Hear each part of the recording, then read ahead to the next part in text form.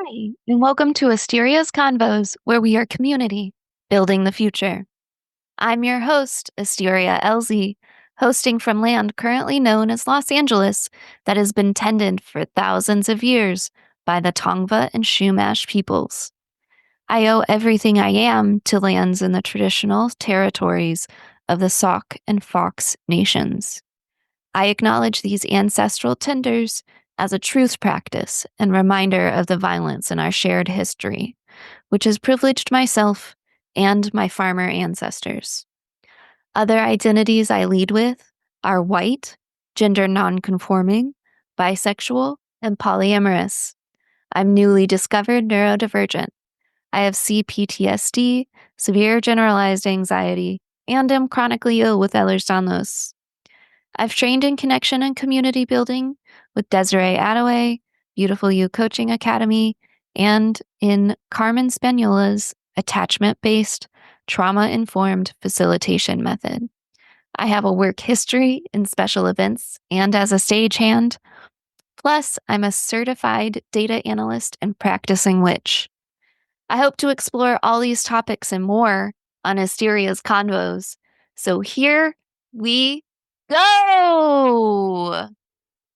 So, we're going to have a little bit of a special edition situation for our 10th and 11th episodes of Asteria's Convos. This is with my dear friend Andrew Post, who lost his childhood home in the Altadena fires of January 2025. He is also one of the most well-spoken, albeit verbose people that I know. And our conversation went a bit long, but I think it contains a ton of good information and suggestions for how you can help people who are actively affected by a collapse event, whether it's a personal collapse like divorce or a family death, or a large-scale collapse like the recent Los Angeles wildfire. In an effort to make the conversation more accessible and more digestible, I split it into 2 episodes. Please enjoy. Hi, and welcome to Asteria's Convos, where we're community building the future. Today's guest is here. I'm going to ask him who he is and his name and pronouns. What identities do you lead with? And then I'm going to stand up and light a candle while he gives us those ideas. Thank you, Asteria. My name is Andrew Post, Andrew Carmichael Post, I guess. There's a couple hundred Andrew Posts in the world. As Asteria mentioned there, my pronouns are he, him.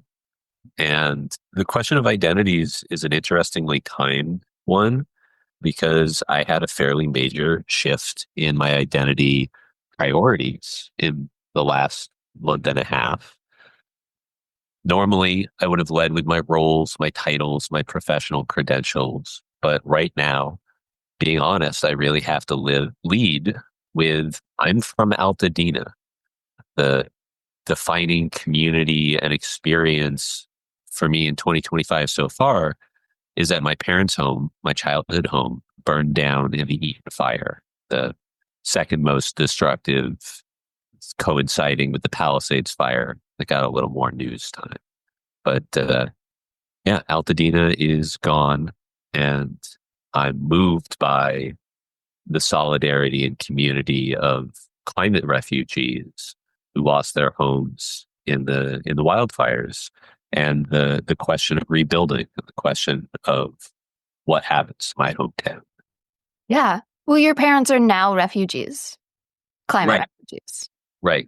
It was a dear friend of mine who first pointed out that my parents are currently homeless, and the reason they're currently homeless is because of unusually intense, unusually strong winds, unusually long droughts.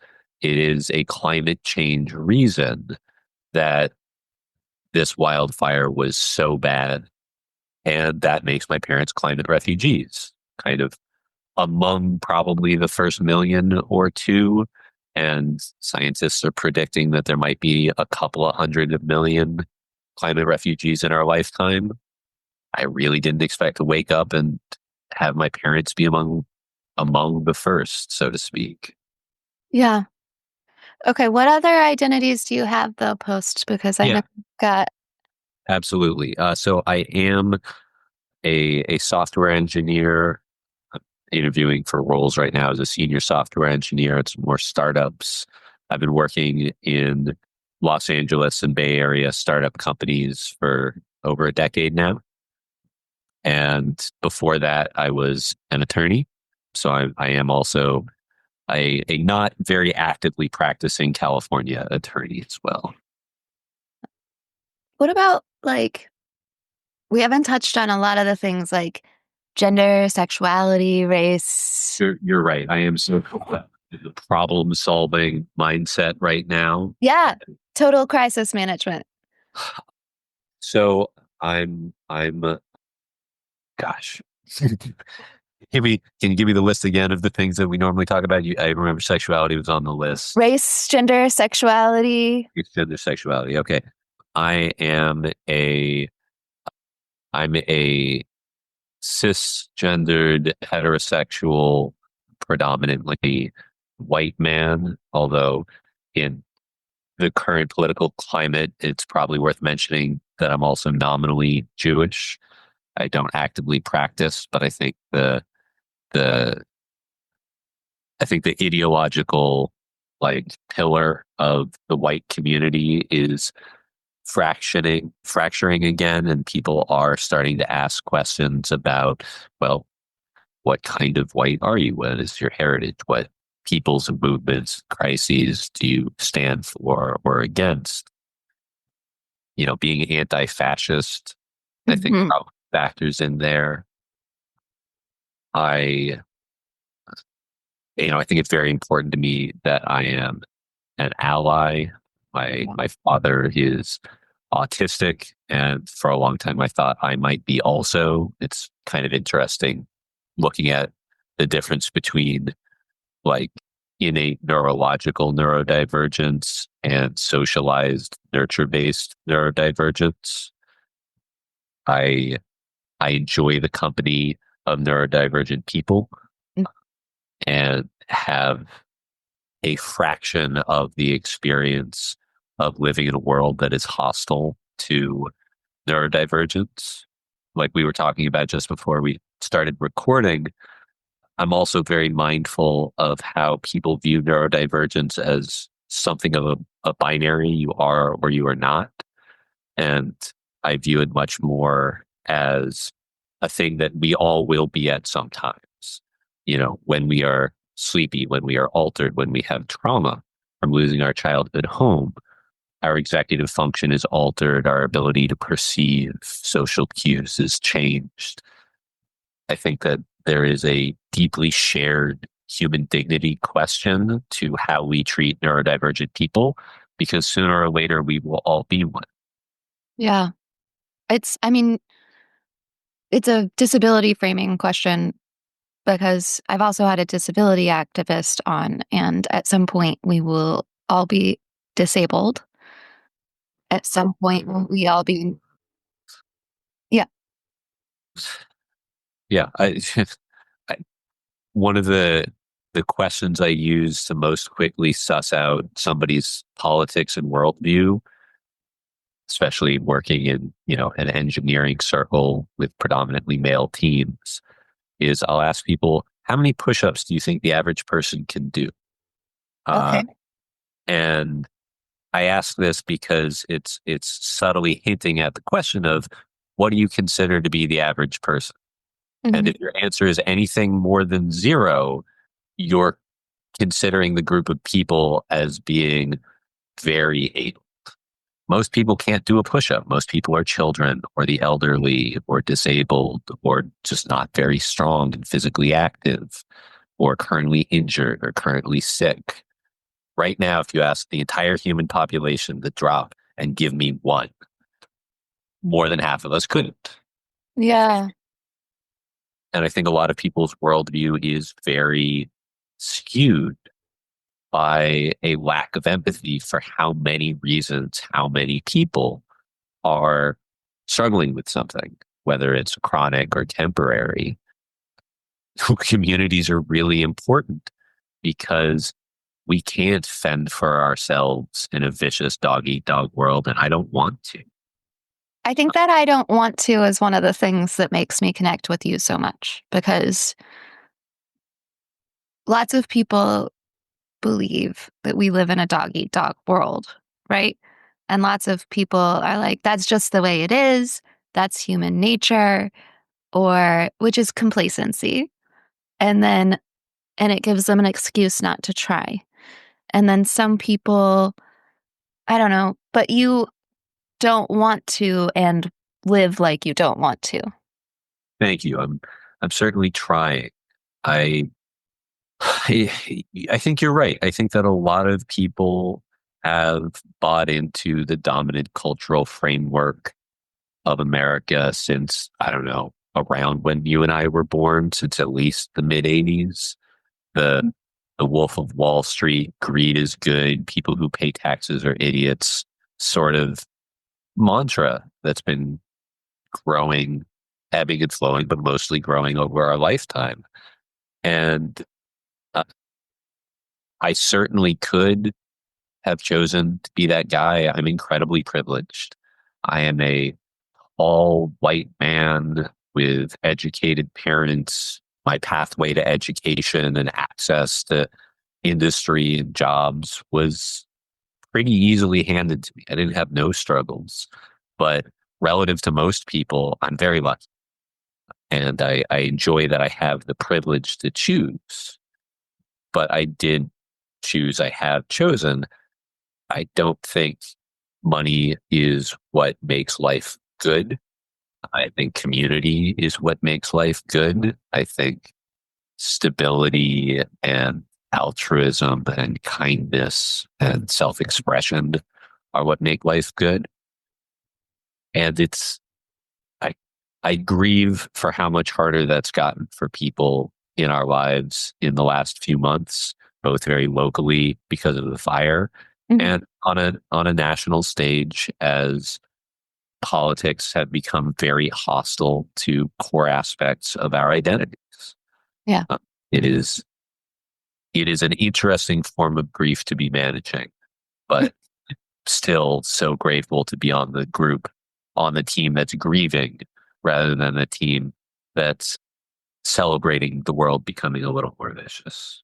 Yeah. I love that. What's your work in the world post? Um, so I've been thinking about that a lot because there are these three different buckets that I've been pouring my time into Mhm. in the last month. I think a lot about how my father, first question he asked me during the coronavirus pandemic, he asked me if I knew what the word, oh God, this story isn't going to work if I don't remember the word. Not catastrophe, not pandemic. Oh, it'll come back to me and we'll tell the story slightly out of order. Yeah. He asked me the definition of a word I had just used in Mhm. describing that we were all struggling. And I said I didn't know it. It was just a word that in context was interchangeable to me with pandemic, with crisis, with catastrophe. I'd said a word with Greek roots. Mhm. And he said it means uncovering. It's the same word you would use to take the lid off a pot. And he said the reason the Greeks used that word to mean both take the lid off a pot and a crisis was in times of crisis, you see what's under the surface. You see what's real. You see what matters. Yeah. And the three things I found time for this month give me some clarity about what my work in the world is. My most important work is I am a son. I am a family member. I am the only family member my parents have within thousands of miles. I'm an only child and I am their caretaker. Mhm. I picked them up from a refugee center where old folks were sleeping on cots, having escaped down the hillside of Altadena in their pajamas in the middle of the night. Took them to a hotel, grocery shopping. I've been house hunting to try and find them somewhere to rent. I've been an accountant and a bureaucrat and, you know, met with insurance agents. I've been doing a lot of stuff trying to be a good son. That's got to be the biggest piece of my work in the world right now. Mm-hmm. Second biggest thing I've found time for is I'm still trying to build a team. I've got this startup I've been working on for 7 years. Mm-hmm. And I believe that the architecture industry, architecture, construction, and engineering, building buildings, was a thing that was really wasteful and inefficient and could benefit from my skill set. I could make some software for it. That's taken on a new moral significance as now building a building goes from an abstract thing that other people do to a thing that I'm going to have to help my parents do to my childhood home. Yeah.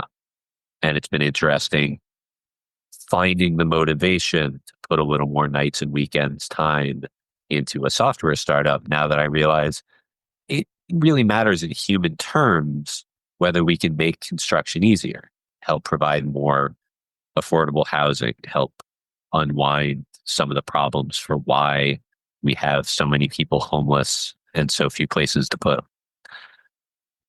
How does your software help with that? What is the software doing? Sure. So I and my team heard a friend of mine, a young woman who was working a relatively thankless job for a big architecture company. She said, my work is so boring. It's so repetitive. I'm just using Excel spreadsheets constantly. And that made me notice, oh, that's the magical spell. That is the incantation to make a software developer go, oh, it sounds like you need some software or something. Mm-hmm. Spent a couple of years trying to figure out why are smart young people graduating with architecture degrees and then doing something that's soul crushing and repetitive and boring. What's wrong with the industry that there is this work that sucks so bad? Yeah. And what we came up with, the problem that we settled on, was that everybody in America who designs a building larger than, a couple of stories Mm-hmm. is probably using one piece of software called Revit. It's an Autodesk product, but think of it as like the Adobe Photoshop for making blueprints. Sure. Or maybe a better analogy would be Figma, if people were familiar with that. But it's a tool for making blueprints Mm-hmm. on your computer, and they don't call them blueprints anymore. That blue paper thing hasn't been true in our lifetime, so they just call them construction drawings. And the problem that we noticed was that most software that you and I might use is going to have some features that have been really standard and normal for, I don't know, at least a decade, Mm-hmm. to make collaborating on a shared team project easier. So if you open up Google Docs, Mm-hmm. most of our listeners are probably familiar. You and I right now could, in real time, both edit the same document. And I could see where your cursor was. You could see where my cursor was. And if Yes. we weren't sure who had made changes, we could turn on like a track changes mode and editing mode, and it would show suggestions by each of us. And there'd be an approval process for, okay, yes, that paragraph goes in, that paragraph doesn't. And you could view the version history. You could see, here are the changes over time. Mm-hmm. None of that exists for blueprints. Mm-hmm. The experience right now using Revit is you might have a team of 6 architects all designing different parts of a big complicated building, Uh-huh. and constantly having to send each other emails or instant messages or tap each other on the shoulder and be like, hey, did you change something on floor 3? This looks different than when I saw it last. Wow. They don't have any way to know who changed what, when, why. Yeah. And some of that repetitive work is, okay, open up an Excel document and describe for me how you spent your time. What did you do? Mm-hmm. My team built a tool that makes Revit do the things we just talked about. It lets you see where your other teammate's cursor is, and it just keeps a log of here's everything everybody changed. Mm-hmm. And, it took a couple of years to make that tool not suck. And it works. It works okay. now we're dealing with the less fun question for me as an engineer of, okay, how do we sell this?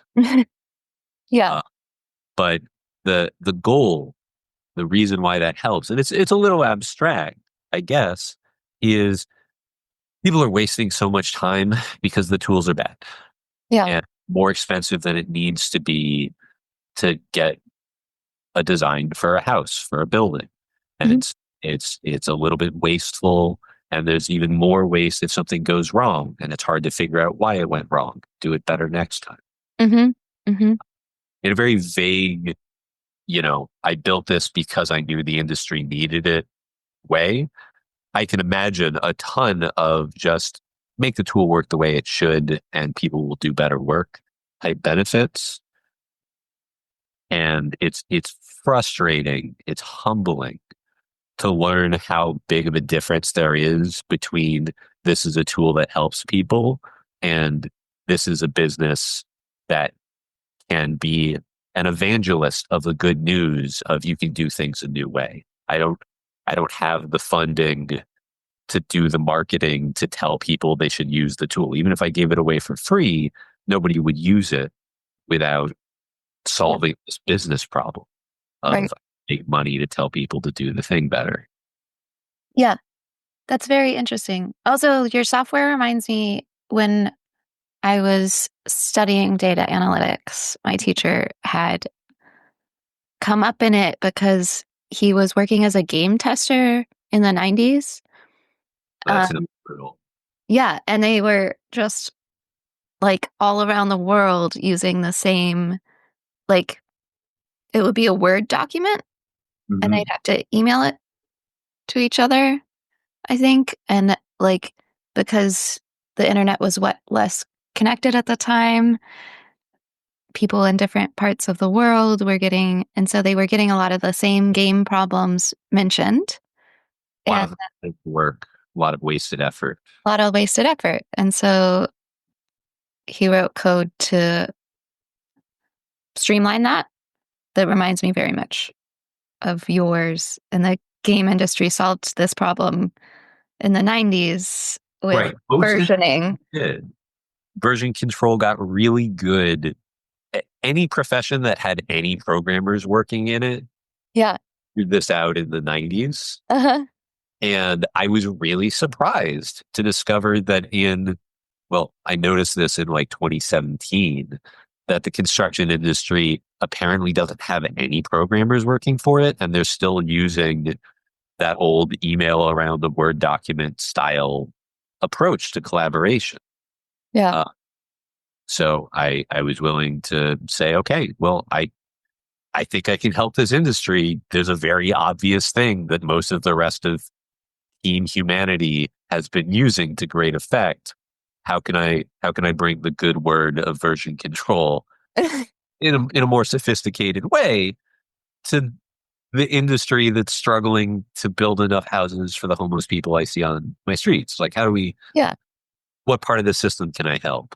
Yeah. And I'm enthusiastic about the future for that project, but it's very speculative. We'll see. It's still sweat equity nights and weekends, a little scrappy team that believes, oh my God, everyone should be doing this yesterday. How have we not figured out how to share this good news yet?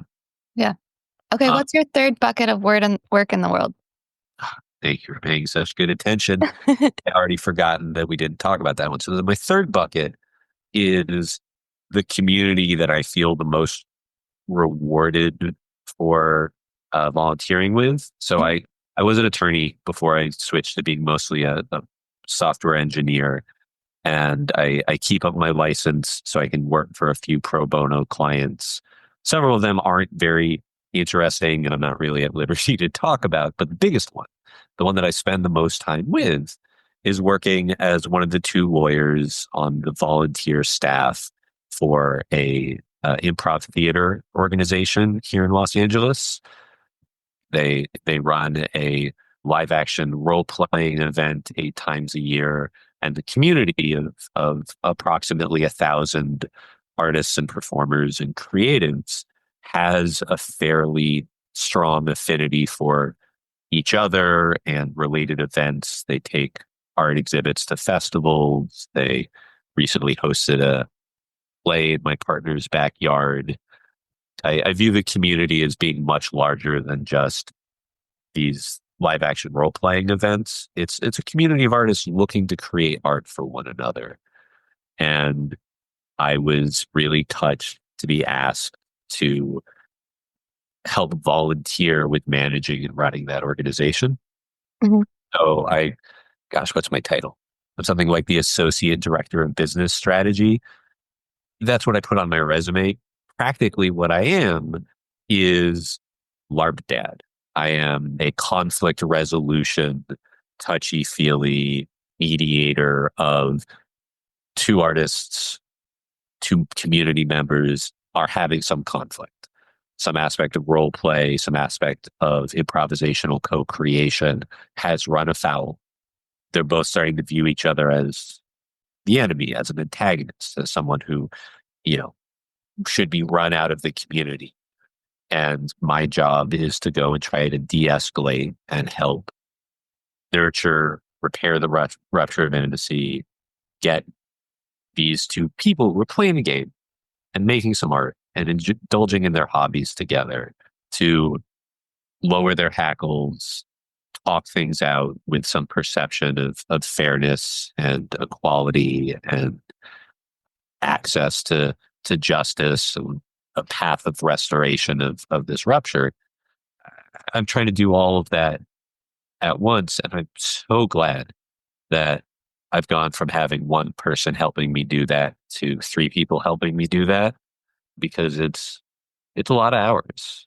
It's it's uh, it's been a humbling experience over the last 3 years, learning what level of care a community actually needs to not tear itself apart. Yeah. Well, and that level of care goes up the bigger the community is. Yeah, absolutely. I think that it was naturally easier for people to feel like they believed in the community and had a conflict with an individual when the size of the community was like 100 people. Hmm. Now that it's like 1,000 people with three, four, 500 gathering at a time at those 8 events a year, the default assumption going into conflict de-escalation isn't we're a part of the same community. It's you're a stranger who is in my space doing my thing. And I don't think that's the general sentiment for everyone in the community. But when you're in a bad enough spot that you ask for mediation, the the level of disconnect, the level of withdrawing from believing there is a community here is noticeably lower. It takes a little more work to get buy-in on you're not just trying to win and be right and have them be wrong. Our goal is to be allies in helping build this community. That's gotten harder. Hmm. The organization's gotten bigger. And it's hard to separate that from also the world has gotten a little more hostile to our, disproportionately non-binary, trans, queer, neurodivergent community, which is naturally what an improv theater organization is going to attract in Los Angeles.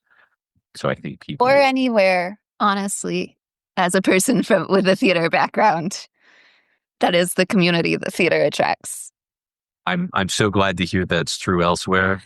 I have almost only ever lived in Los Angeles. I'm a native born boy, and it's very hard for me to step out of the mindset of, what of my lived experiences above.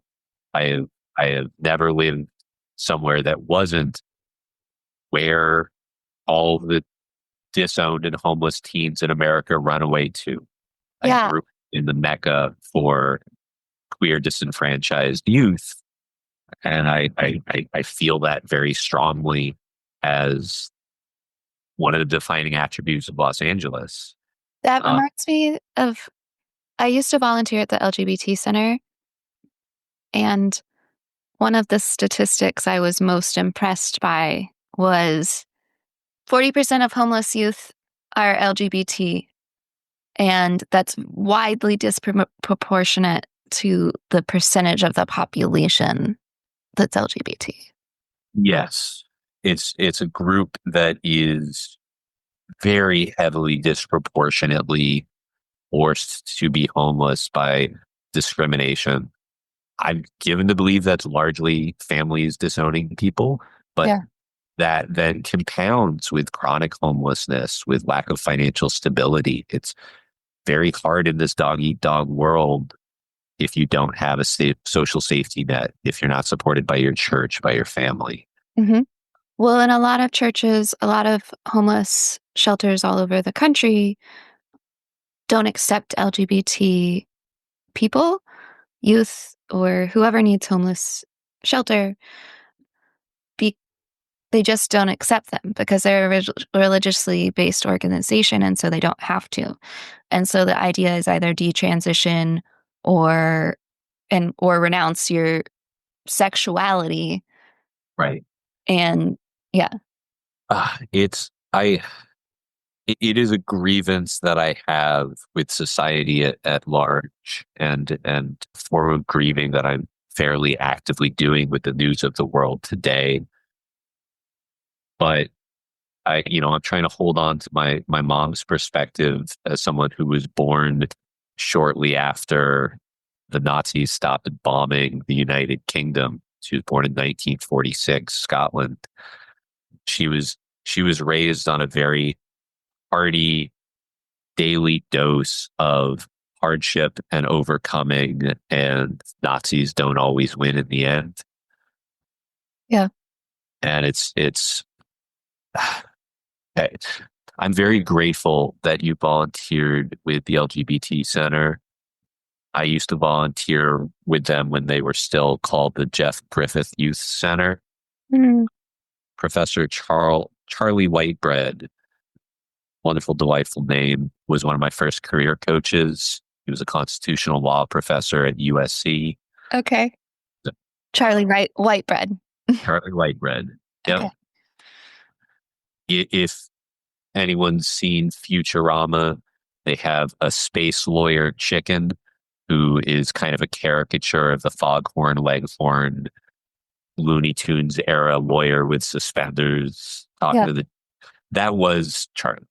Charlie wore suspenders and had a southern drawl and donated the lion's share of his charity his entire life to the Jeff Griffith Youth Center Mhm. because he was, to greater or lesser extent, made homeless by being disowned for being a young gay man in the South.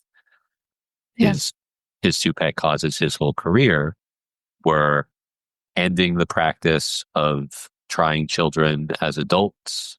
He saw that as deeply racist, deeply evil. It was, Yes.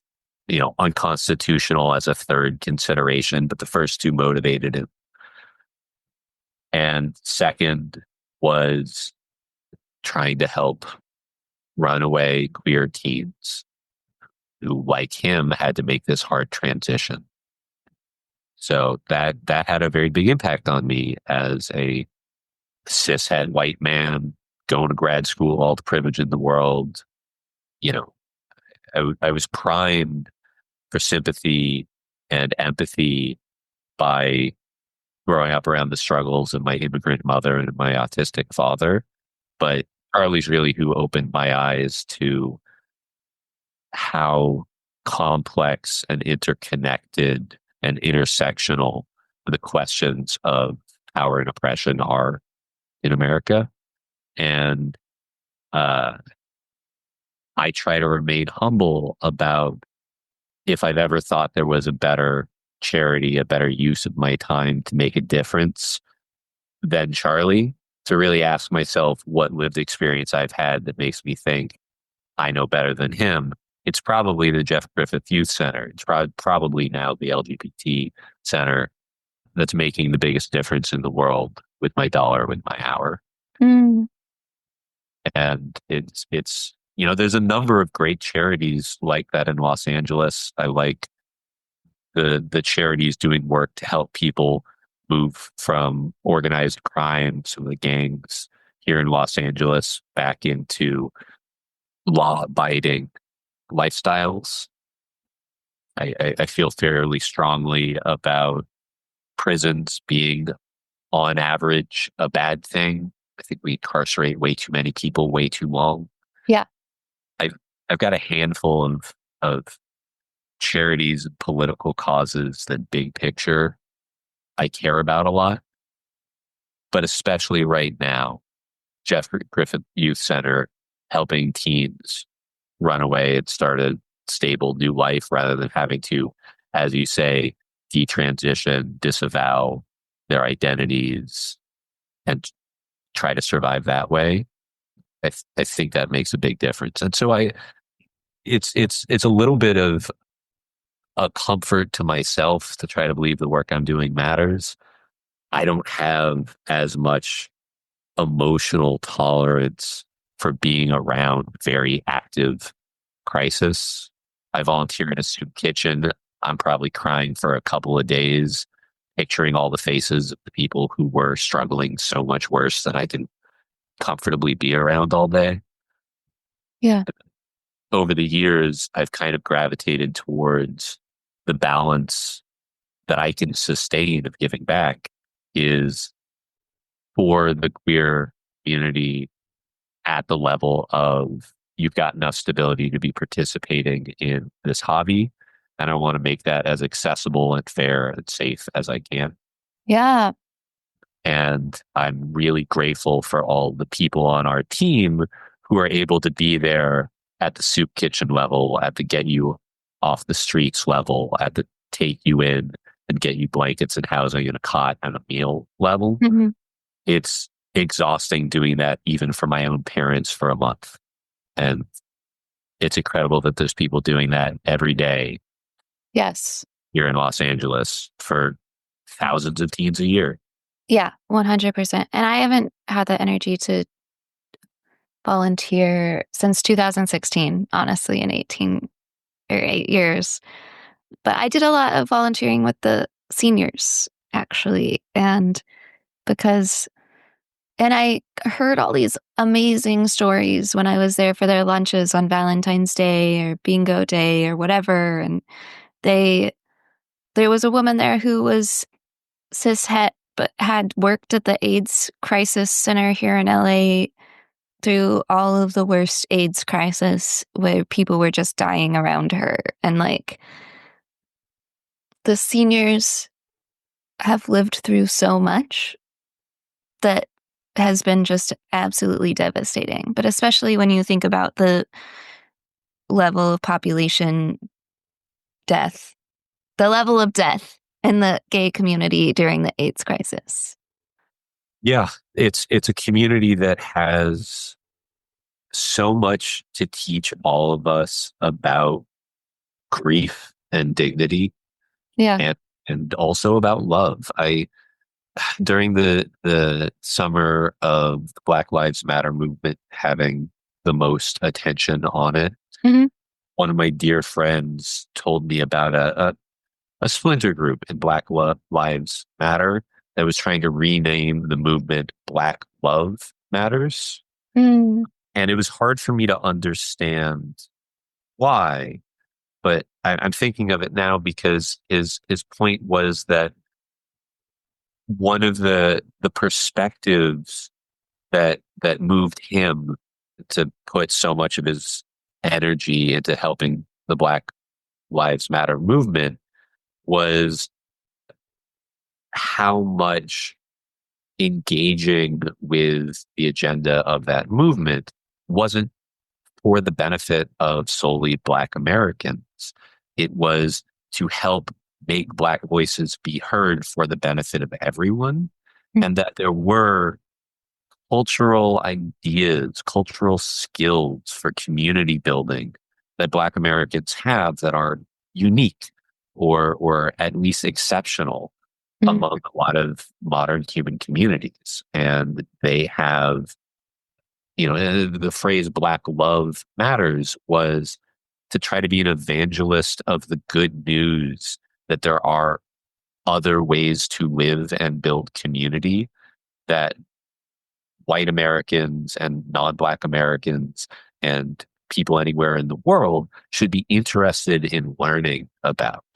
Yeah. That it doesn't just need to be a cultural export in comedy movies and hip hop music.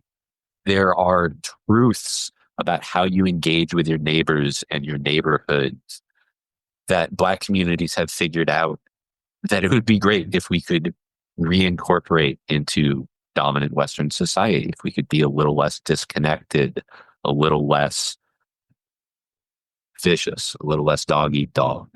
Yeah. Uh, Um, oh, sorry. Continue.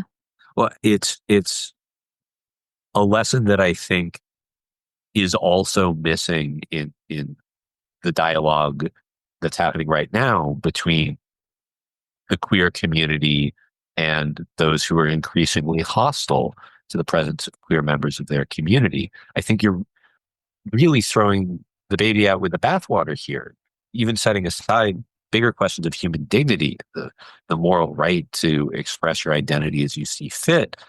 I, I think that there's so much we have to learn from each other, and helping make sure there is a channel to be learning from each other across political lines, across ideological lines, across identity lines is something I deeply believe in. And that's why I'm so motivated to keep this theater organization alive, because it's one of the only places in my life where I see Silicon Valley tech bro engaging in an emotional way with people who you would in just an economically segregated, racially segregated community. And I think I don't know, that's really close to my thesis on why community building matters. There's no way to learn the value that other people have discovered in life if you're just staying in your box. Well, let's move into the question of how are you building community? And you can give us your thesis on why community building matters. Gladly. So I I view my role in building each of these communities in trying to build, a corporate community of engineers and marketing people, and in trying to build an organization of volunteers that are doing a somewhat ill-defined and nebulous social service by hosting improv theater events, and in trying to be present and participate in doing the hard work of rebuilding a community physically, the burnt down buildings, instead of just selling distressed land to corporate buyers who want to build apartment buildings on it. Mhm. Yeah. In all three cases, I view my role, my topic, my thesis as I'm well equipped to help people feel psychological security in each of these communities. I believe very deeply that for a community to succeed, for a business to succeed, for a neighborhood to succeed at becoming a community of its own, people need psychological security. Yes. And what I mean by that is that they are comfortable being wrong and being vulnerable and believing in the community and the team, having both like individually and collectively a commitment to hold space for you to be wrong, so long as you're acting in good faith. And that is a very complicated social contract. It's one that society in general hasn't solved. Yeah. Because there are people who don't act in good faith. I'd say very rough ballpark. You and I have talked about this before. About 2%, about 5%, somewhere in that range. 1 in 20 people, 1 in 50 people is incapable of listening to the angels of their better nature. Mhm. They have lived experiences or neurological differences or for whatever reason, they're completely bought in, at least some of the time, on the dog eat dog viciousness. Okay. Uh, it's a part of human nature. We're all able to tap into it. A lot of us go there when times get really tough. If it's, steal bread or let your family starve, I think a lot of us are able to find some viciousness in ourselves. Is stealing bread viciousness? Depends if you have to commit any violence along the way. Uh, Okay. Or is hoarding the bread viciousness? so absolutely the right questioning of the power structures there. There's a really fun thing that I can just kind of mention in passing called Kohlberg's hierarchy of moral reasoning. Okay. Favorite things I learned about in law school. Hmm. And Kohlberg later went on to say it's probably not a hierarchy. These are probably alternate co-equal modes. I learned it as he originally wrote it, which was if you look at children developmentally, and Hmm. you ask them morally ambiguous questions, there is a rough order of complexity of moral arguments that children are able to make. Okay. And it starts with things that are wrong are punished. If it's not punished, it's not wrong. It's a very, good boy, bad boy level of moral reasoning. And Okay. then a level up from that is, there are rules that are fair and there are rules that are not fair. And if you're following the rules, it's good. And if you're violating the rules, it's bad. And then another level up, it's okay, why should we have these rules and not those rules? And who benefits from these rules and what are the power structures behind it? And so on to a couple of levels above that I struggle with understanding and articulating. I don't think I'm the most morally developed person, but the higher levels sound a little bit to me like, the core teachings of Judaism and Buddhism, Okay. approximately. Hmm. And I'm not an expert on either of those, but they get into these very abstract principles that aren't really in my skill set for problem solving. They're not the sort of thing I need in order to manage a community of 100 people, but they're the sort of deeper philosophical questions you need to ask if you're talking about reshaping a nation. So, is the viciousness hoarding the bread and letting people starve? Yes, absolutely. I think that people are poor not because we don't grow enough food to feed everyone, but because we don't grow enough food to satiate the wealthy. It's there's we there's enough We housing on earth for everyone to be not homeless. There's enough food grown every year for everyone to eat every day. We lack the cultural technology to solve these problems. And the boy, people. wish I knew why. Yeah, I think the people that can't be satiated have a tendency to have more power in a vicious dog eat dog world. Like if you're living that way and you're living in the way that makes you feel like you need to get to the top, then you're just going to keep getting to the top. And I think we're seeing that a little bit right now with somebody who's at the top and can't stop going. Yeah, I think there is a madness to being one of the richest people in the world and more. And I think that one of the deep challenges in community building is how do you manage the fact that it's impossible to separate good people from bad people. You can't just say, I'm going to make a community where nobody's a jerk because too many of us are jerks sometimes, and too many of us are jerks most of the time. And some of us are jerks all of the time and believe that that's the right way to live. And the reality that you and I are living in here in America is we have bet very, very hard on a lot of structures and beliefs and politics of, yeah, let's let the jerks be as much of a jerk as they want to be. It'll work out better for everyone in the long run. I don't agree with that personally. I respect that there are very smart people family members of mine even, who think it's worth it to let those jerks be as much of a jerk as they want to be. And a lot of people get crushed along the way, but maybe iPhones get a little cheaper. It's a complicated debate.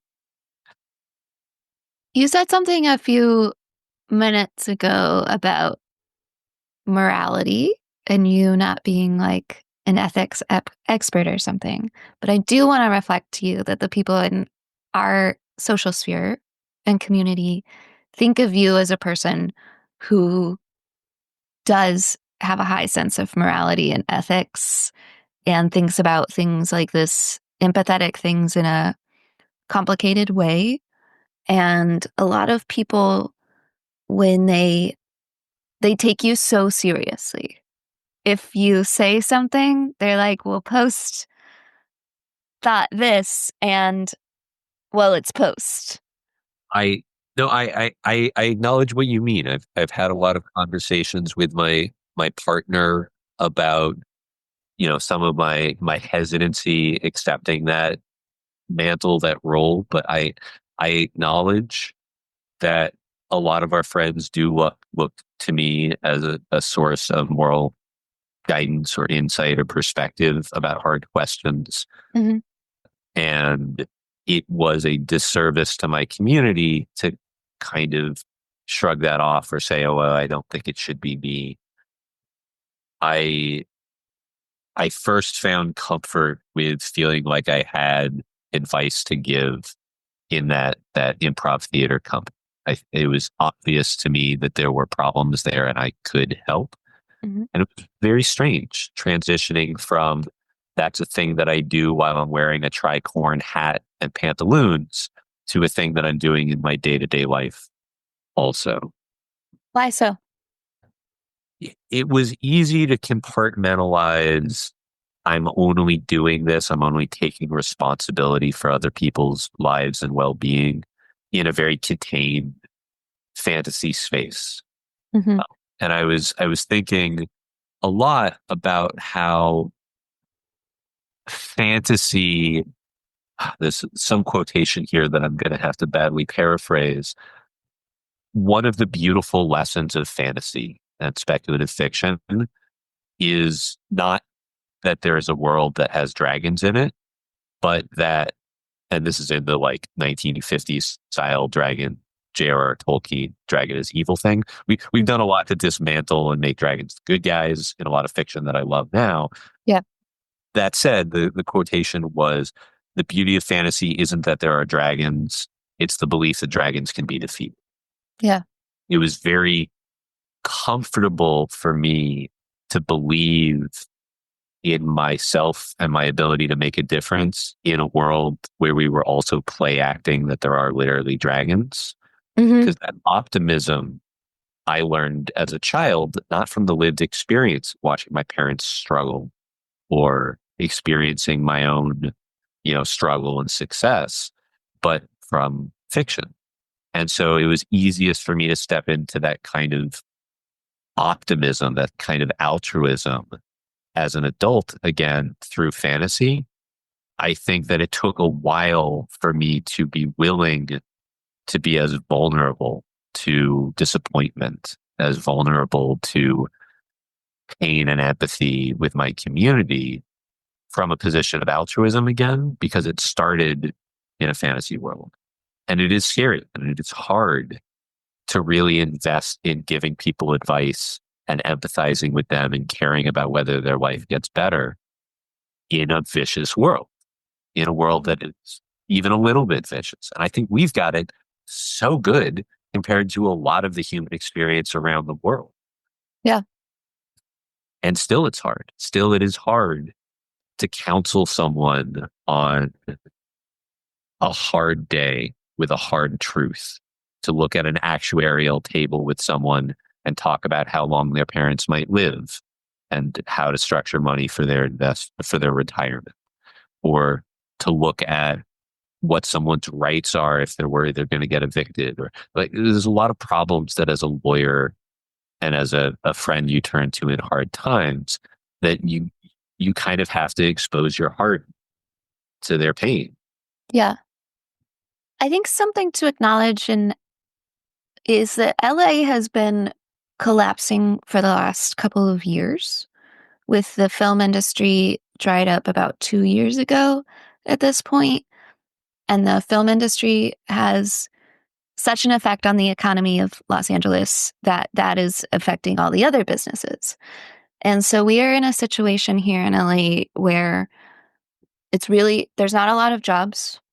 A lot of the jobs have gone away with the film industry and work that people could do and such that paid money.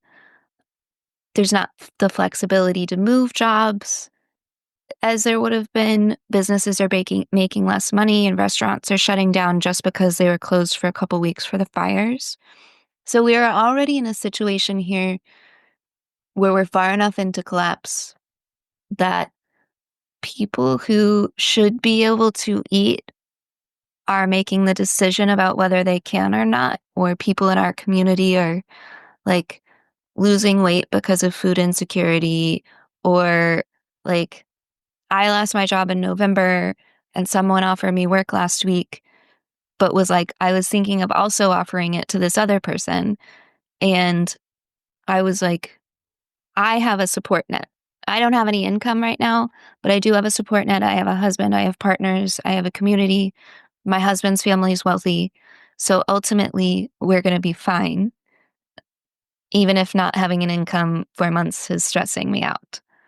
The other person I knew doesn't have a safety net, is struggling with food insecurity and such.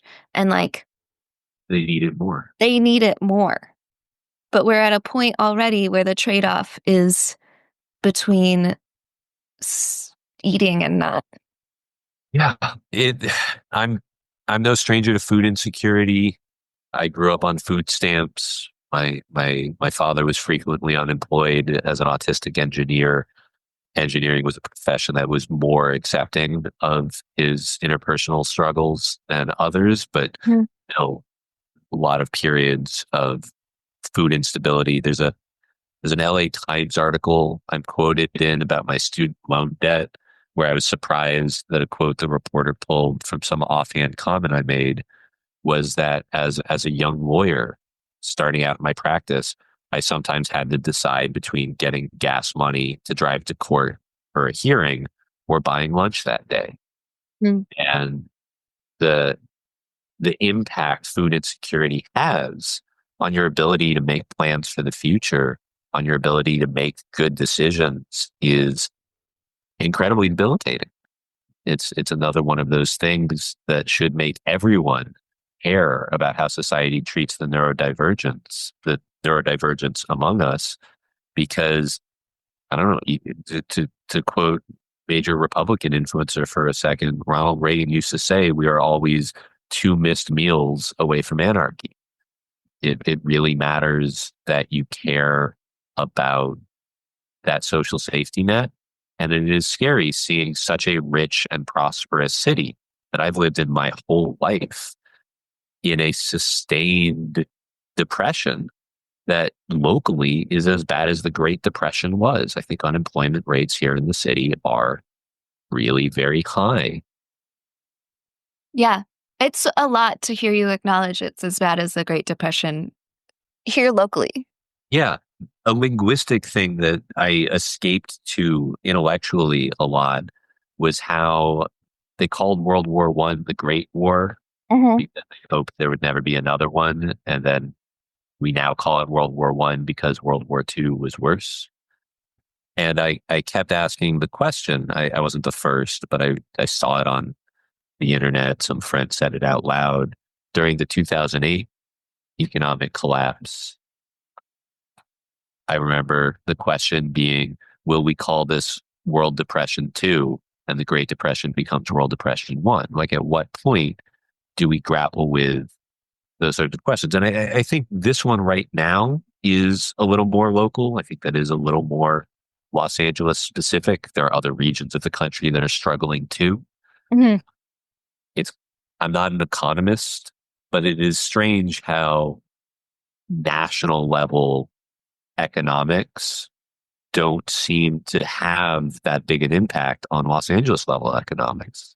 and people are struggling. People are moving away. People are trying to transition industries, and it's not getting easier. Mm-hmm.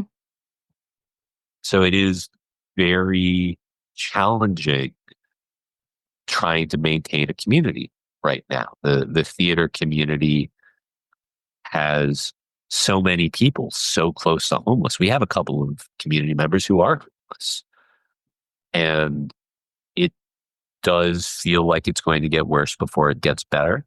Yeah. And it takes a lot of community building and empathy, I think, to make that period of worse a little shorter and the trajectory towards getting people stable and home and employed and fed and together harder. Mm-hmm. But it is, I'm here on this podcast with you because I see all of our friends asking, what do I do? Yeah. What are you doing? Should I be participating in, a national strike on March 14th? Should I be donating money towards the Red Cross for the fires? Should I be volunteering here? Should I be doing that? And I haven't had a lot of answers. It's been a hard time to recommend any particular thing. But where I think I've landed, thanks in part to my conversations with you, Asteria, is what you should do and who you should give to are the people closest to you in your life who are the most in need. I don't think you need to go across town. I don't think you have to find some national organization. I think wherever you are, help there. Yeah. Wherever you go, help them. And definitely remember that you know yourself. And if you need to help yourself first, do that. Put on your own, oxygen mask when the plane is going down before you put on your neighbors. Get to enough stability that you can provide and help. And who and what and how, that's something that we could talk about. It varies depending on your ability, varies depending on what you're able to give. But the place to give it is as close to you as you can where it's needed. Thanks for tuning in to Asteria's Convos. You can find the links for this episode in the episode description. You can find me, Asteria Elzea, on TikTok, Instagram, Threads as @asteria.elzea, and on Blue Sky as @Asteria Elzea. Spell it ASTERIA.ELZEA. Please leave a review on your favorite podcast hosting service. That's the absolute best way for our community to grow. Remember, your actions create the future. All my love, Asteria Elzea.